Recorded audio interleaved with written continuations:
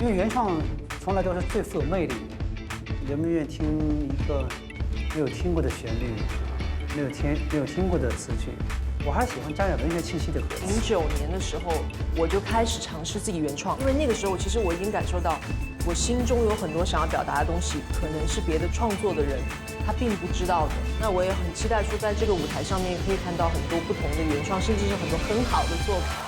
我觉得原创是一个当下一个势不可挡的一个趋势，对，所以也希望可以能听到一些跟我，或者是跟我们现场的观众，或者是跟我们几位导师有共鸣的一些作品，我们一起把它给推广出去。我觉得这个是我其实也比较想做的一个事情。在我，包括在其他几位导师的这个门槛一定是高的。请你给我一滴泪的时间，听你形容他安心的脸，那些快乐的梦都变丑了，你看不见。你拼过了命了，做个优秀的人，